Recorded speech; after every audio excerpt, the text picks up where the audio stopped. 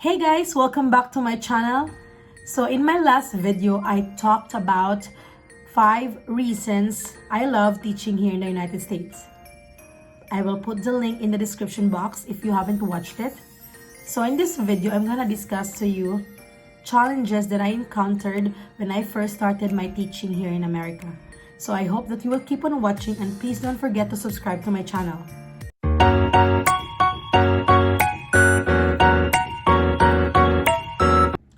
Though it was exciting and a great opportunity to teach here in the United States, I also did experience a lot of challenges when I first started teaching. The first challenge was the housing and transportation. Since I am living in a small town far away from the city, the rent here is not quite expensive. In terms of transportation, there is a bus that goes around town, but having kids like me, it is really a necessity to have a car. Again, car is never a luxury here. Everybody needs a car to go around places. We were in a public transportation for 2 years before we get our own car.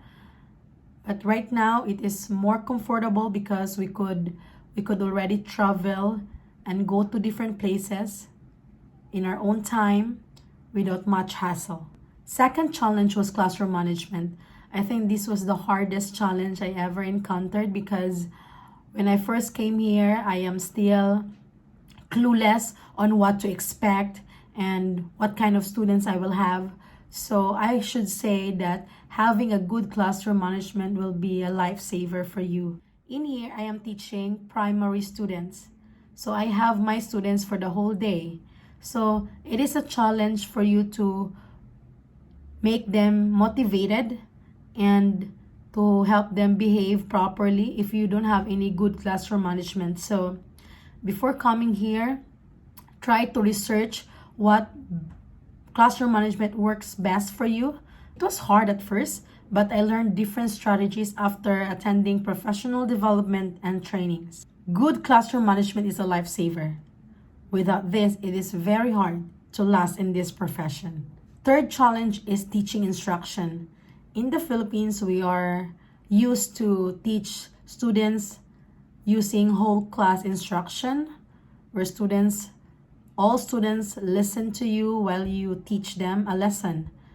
In the US, especially in my current school, we do a lot of differentiation. So meaning we meet students in small groups. So you really need to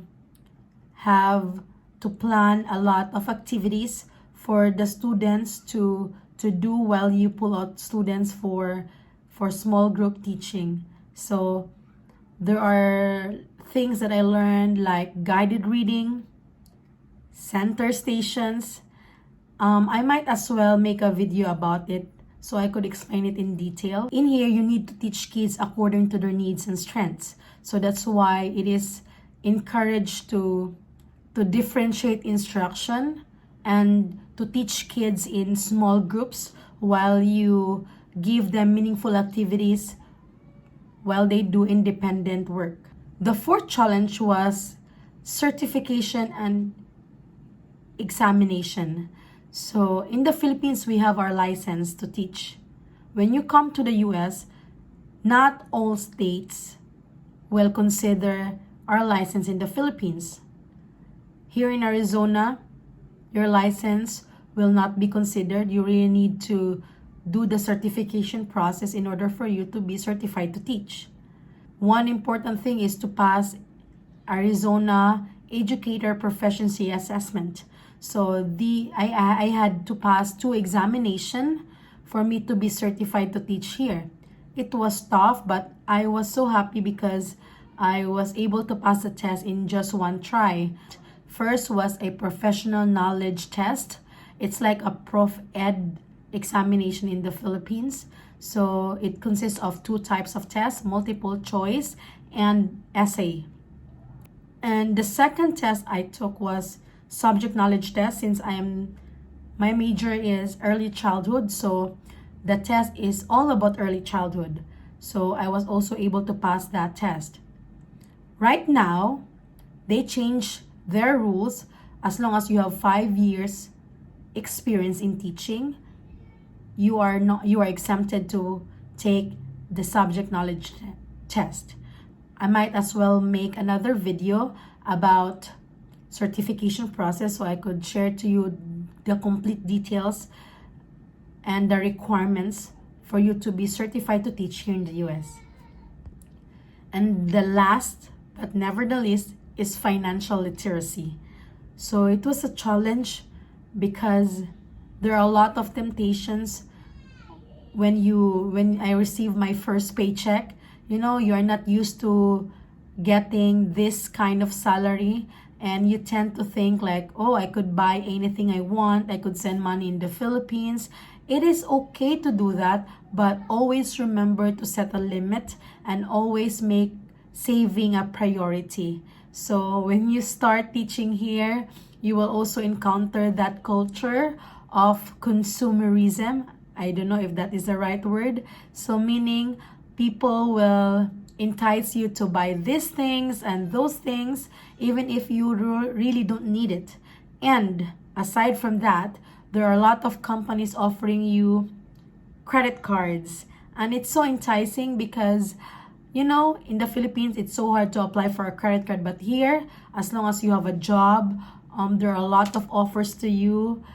And it is your choice if you're gonna grab it or not. But for me, based on my own experience, I should say stay away from those things and just spend what you can, and always have a budget and always have a saving, because teaching here in the United States is only temporary. We don't know our future because this is not our own country, so it's better to be prepared as always. So I'm not saying this because I am expert on this, but I am saying this for you to avoid what I experienced also.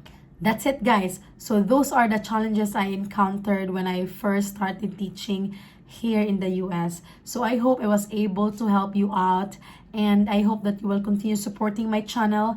I have lots of videos in mind on how to help fellow teachers in the Philippines decide if teaching here in the US is right for you. And I hope to see you in my next video. Thank you, guys. Bye.